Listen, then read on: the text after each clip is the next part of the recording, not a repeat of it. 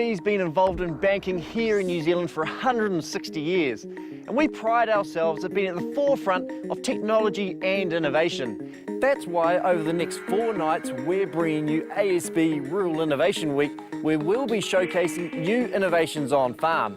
Now, some of the topics we will be covering are around productivity, sustainability, business agility, and also around traceability.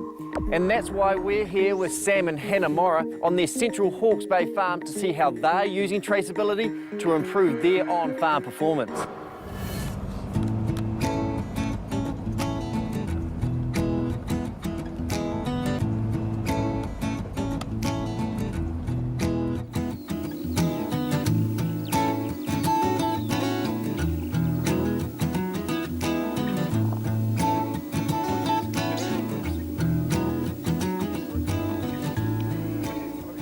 Right, Sam, so we're in Wallingford, Central Hawke's Bay. Tell me a bit about the farm. Yeah, Waihonia Mary's 755 hectares in total. Not all that's effective, about 690 to 700 is effective. And currently fenced into 97 plus paddocks, currently still building on those numbers. When I took over from my father in 2001, it was in 23 paddocks and only 488 hectares. So yeah, we've added to the property by purchasing land and done a whole lot of subdivision and water reticulation. It was traditionally a Romney breeding ewe flock with breeding cows as well. We've changed that to a breeding ewe system, obviously, but with the lamb finishing component as well. The cattle have changed from breeding cows through to trading bulls and heifers, which are purchased annually and sold the following year. We've also moved away from breeding our own replacement ewe lambs to buying in two-tooth replacements every January. And the purpose for that is we identified a weakness in growing out good two-tooth replacements with dry seasons, and that was affecting our scanning percentage and subsequently our lambing percentage. So by buying in a sheep that is fertile, being the Highlander ewe, growing out to a set weight, we're guaranteeing ourselves a good sheep going forward. Tell me about a couple of the tough years you went through to force some of those changes. Yeah, they were sort of out of the bag really. They were just continual dry periods. Traditionally you get a dry summer here and we can farm to that, but we were basically getting minimal to no spring growth, and then to finish it off, which made it really difficult, is no autumn growth. And when you get no autumn growth, you've got very little feed covers going into winter, and that just makes it hard work.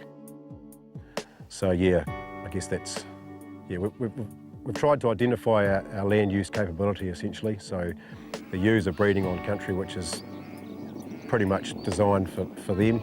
Not much else can prosper out there, I guess. And then the better country we utilise for lamb finishing and cattle. So 2010 you won the Marks & Spencer Future of Farming Award. What was that all about? Yeah, with our change in policy came a change in genetics, obviously, and we're using the Primera ram from Risington Breedline, and with that, at that stage, came an opportunity to supply Marks & Spencer in the UK with that Primera lamb. So we did that, and we had a pretty good season with it. At that stage, 81% of our lambs were within specification to Marks & Spencer, so between, at that stage, 17.4 and 21.9 kilos carcass weight. So further to that, we were invited to enter the Future of Farming Awards, which was initiated by Marks & Spencer, and it was a written application answering some key questions around our business, also sort of based on the 5 pillars of the M&S's Marks & Spencer's Plan A, which are sustainability, water, climate, fair partner and health, and how we integrate all those things into our business. And yeah, we were fortunate enough to win that for our supply of lamb. And our competitors were guys from Ghana and Kenya and South Africa and places like that, producing wine and prawns and coffee and all sorts of weird and wonderful things. And then on the back of that, our key service providers to the business kindly funded our trip, Hannah and myself's trip to the UK.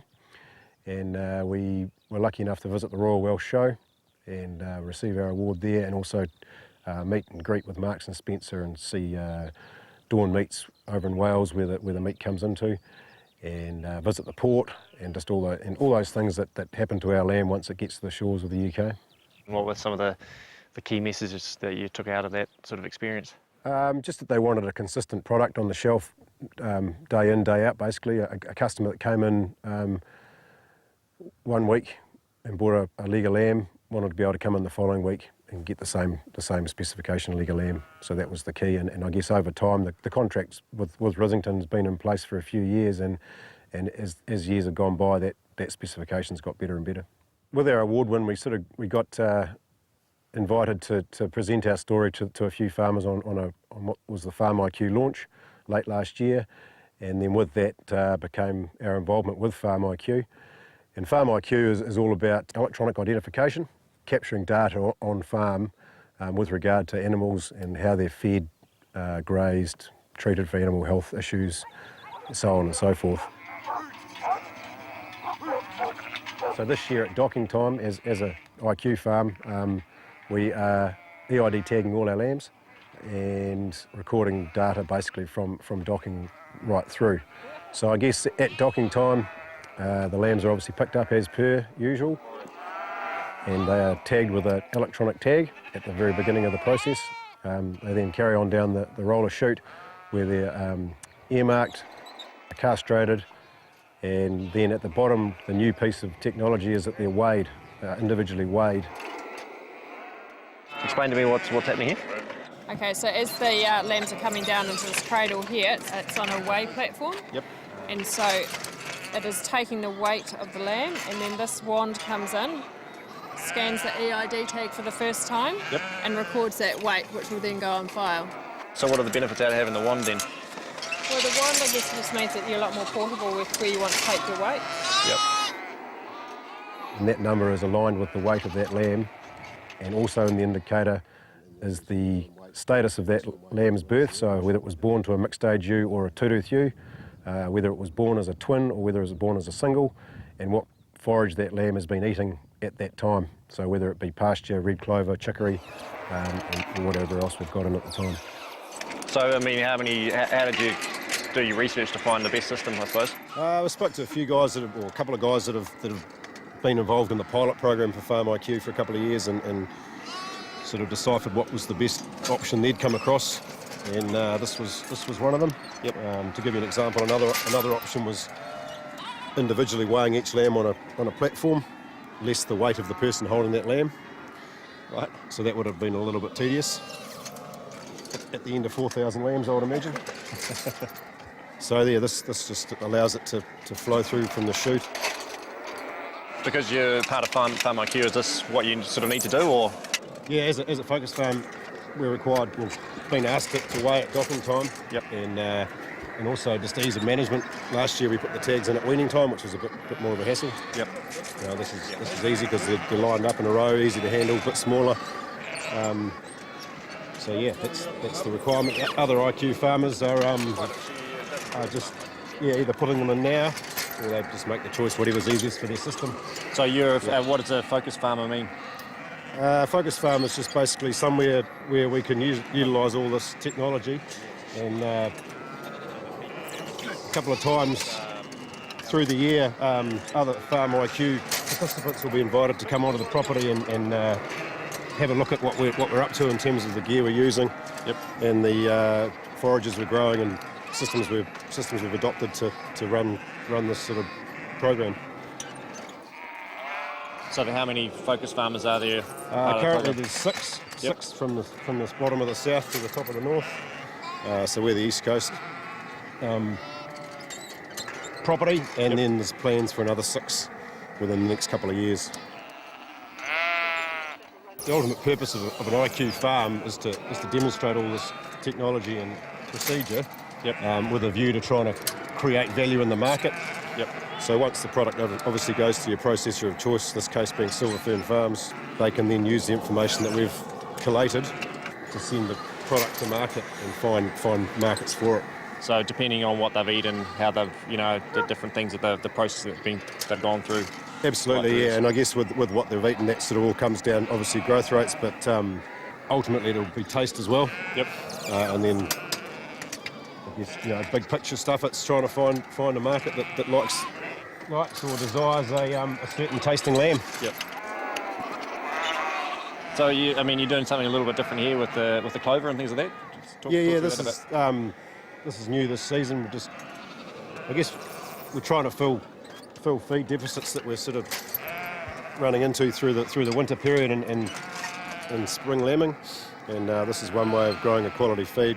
Obviously, you can see in bulk that hopefully ewes and lambs will perform on. Yep. I guess this season will tell the story as to what rate the lambs are growing on here compared to traditional grass. So you'll be able to see exactly, by doing this, you'll be able to see exactly how they're performing versus the lambs in the different parts of the farm. Obviously. Absolutely. So for argument's sake, if we run these lambs back into the yards again in 3 weeks' time and weigh every lamb through the drafter, its weight then will be lined up against its weight now. Yep. And that weight gain will be automatically calculated on the number of days it is between the weighings. So therefore that information is essentially how fast lamb is growing on mum while grazing on mum. And what are you sort of anticipating your growth rates you'll get out of this? Growth rates on mum have been a little bit of a guessing point up until now. I'm picking possibly somewhere between 300 to 450 grams a day. Yep. I could easily be wrong, but time will tell. And how long will they stay on this clover for? Hopefully until weaning, but that'll be dependent on the season and whether we've got enough to keep them going. Yep. What about during docking, are you finding that you've got more people, need to have more people, more time, things like that? Yeah, we're using more labour at docking. The critics will probably have a go at that, but I guess we're in a trial phase where we're obviously testing this new equipment out and the benefits of it. So down the track we need to be able to justify the extra labour, and I guess the justification of that will have to come through the price we get for our product as a result of capturing this information and farming the way we do. So after you've docked, then when do you think you'll be weighing the lambs again? Probably give it 3 weeks now just to get the lambs get over their so-called docking check. Weighing at docking is great, it gives you an indication of where your lambs are at, but the real benefit comes 3 weeks, a month's time when those lambs are weighed again, and we can tell exactly how much weight those lambs have put on in that time while grazing a certain forage and while still grazing with their mother.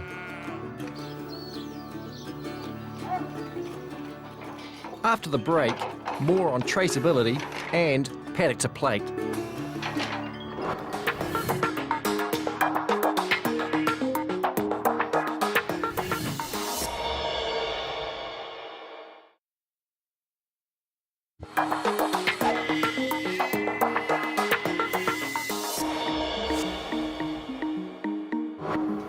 Welcome back to ASB Rural Innovation Week, looking at the Morris use of EID electronic tagging to optimise their supply of lamb meat. So you can store the information on farm and then where else? Yeah, well, it's stored in the yellow XR3000 box automatically through it's transmitted via Bluetooth from the wand to the box, and then at the end of every day we take that back to the computer and then download the information into our desktop computer, and I guess that's just a precaution to save losing the data you've captured that day.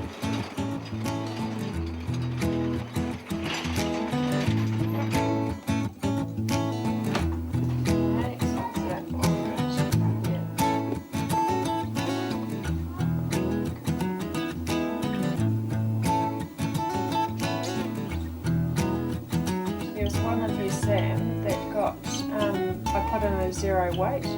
In terms of supplying your specific product for your market, then what does it mean further down the supply chain? Well, obviously the EID information stays with that lamb for every more in a day as long as the tag stays in its ear, which is pretty much fail-safe.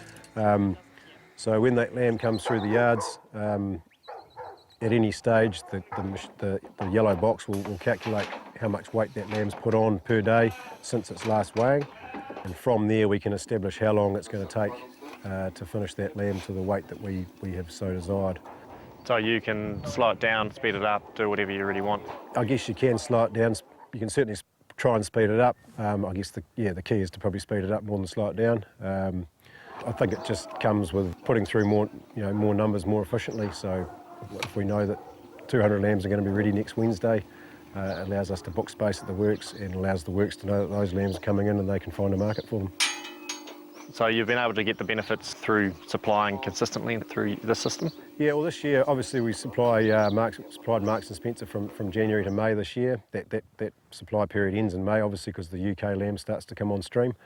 And then our winter lambs, so from July through to end of October, we're supplying the Fly the Flag initiative through Silver Fern Farms, which is supplying meat into its restaurants around New Zealand for the World Cup as part of their World Cup promotion.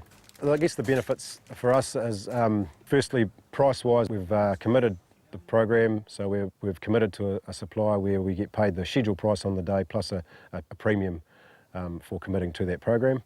So there's a benefit there. Farming-wise, EID allows us to forward book our space and ensure that those lambs that we have committed for that particular week are ready to go on that particular week. And that you're able to manage your pasture and your forage and that sort of thing efficiently and effectively also when you're knowing when you... Yeah, we certainly try and manage our forage efficiently. I guess it's pretty hard to get it right all the time. But this year we've put on urea sort of at the later stages of the winter months to make sure they've got the grass growth now to ensure that those lambs are growing right through till the end of the supply period. So what about some of the different feeds that you're using in order to achieve different growth rates? We've gone to a chicory for finishing lambs, which is not uncommon for farmers obviously, but a first for us, and we got some really good results from that last year. The benefit of it, I guess, is the multiple grazings you can get out of it as compared to a brassica where you know, one, possibly two grazings. Chicory, you know, it's a consistent growing plant which we graze consistently. Instead of sowing a permanent ryegrass mix in the autumn, we sowed straight red clover, Colenso red clover, and we're really seeing the benefits of that now coming into the spring with ewes and lambs thriving on it. So Hannah, tell me about your background. Yes, well, I was recruited onto the farm, and I guess it was easier to shift me than it was to shift the farm. So I married into it. I haven't got a farming background as such, but my background's been marketing and the consumer level. I used to work at EasyBuy for about 3.5 years as the channel campaign manager there. From Palmerston North, I went up to Napier and we opened up a shoe store up there under the Footloose franchise. And then bought one down in Wellington as well. So yeah, it's my background's really marketing and dealing with the customers. So it's been pretty hard work on the farm, a mother with 3 kids? Yeah, so once the first child arrived, our eldest daughter, we decided to consolidate, and so I pulled out of the retail side of things, and then we decided to focus on the farm and family. And since then we've had another 2, so we've got 2 girls and a little boy. Happy chaos is what I call it, yep. Right, so you're involved in the docking today. What was this that you're holding? Was that a lightsaber? Well, every now and then Sam does let me out of the house and onto the farm, and docking really is probably the main time of year that I get to experience on farm working. And so my role this year is Chief XR 3000 Controller, to give it a nice big fandangle term. And I stand at the end of the chute, which is where the weigh crate is, and I've got a long magic yellow wand which I get to point at the EID tag, and it records the weight of the lamb as it's coming onto the chute. And then it goes into the XR 3000 box, and then at the end of the night we download it onto the computer and have captured all that data from that day's docking. Where do you sort of see the farm going? Well, I guess when I came here and because I didn't have much of a farming background, I had the privilege of being able to ask all the silly questions and really look at it with quite a clear and clean perspective. And what do we want out of it now for our family coming into the picture? One of the biggest things I guess I noticed from having the marketing background and dealing with customers was that when Sam put the sheep onto the trucks and sent them away to the works, that was it.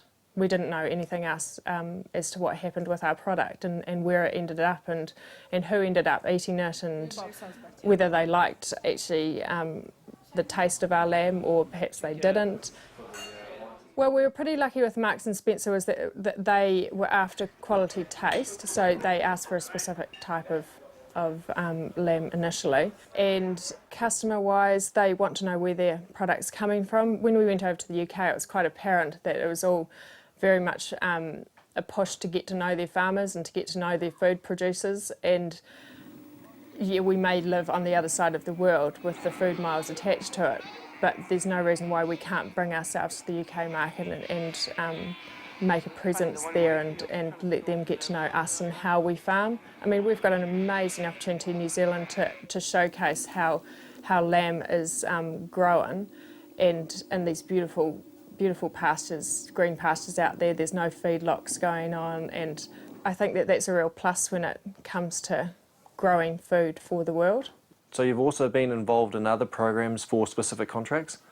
So Fly the Flag, as far as I'm aware, was the lamb that was supplied during the Rugby World Cup and was showcased within restaurants throughout New Zealand. For example, the other day we were down in Dunedin, we went to the Speight's Ale House and they had the Fly the Flag program running there, and yeah, they had some beautiful lamb dishes which they were putting out there and to show all our overseas visitors what we're capable of producing, really, which is great. So it was all homegrown lamb. Right, so you're going to be continuing on with this theme of producing a specific product for a specific market. Yeah, I think that approach suits us because it gives us a game plan, I guess, to adhere to. And I guess in my mind it helps us work smarter, not harder, because we know what's ahead of us, we know what's expected of us as well, and as a result of that we can then implement what is necessary on farm and just really focus on the end game.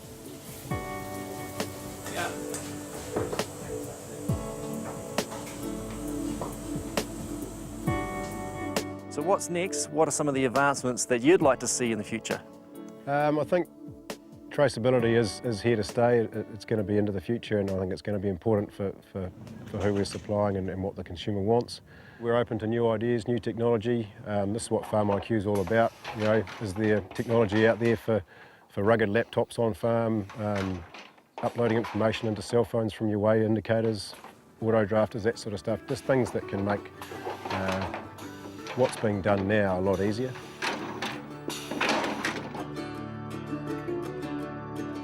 Yeah, well, I really think the world's our oyster, and I try and project myself into our children's shoes and try and fathom how they'll be farming in their generation. And I just think you've just got to keep on looking outside your square and see what technology is out there, because technology is going to be huge for farming, I think.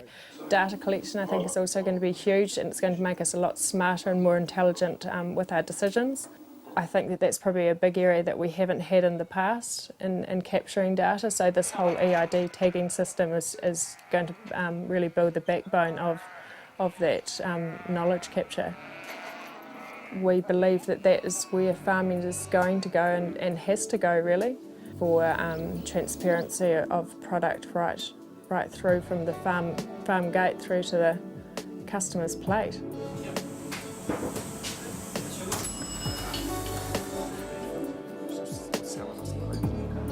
Wow, that's pretty good.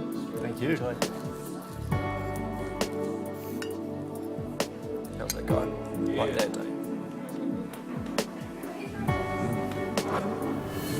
If you'd like to be considered for a farm tour of the Morris operation, visit the Country 99 TV website to register your interest. Well, it's certainly been fantastic to see and taste firsthand exactly how traceability and pasture to plate really works. So keep up the good work, Sam and Hannah. Now tomorrow night we're heading to the Waikato and we're going to be catching up with the Bennetts to see what they're doing on their dairy farm to improve productivity.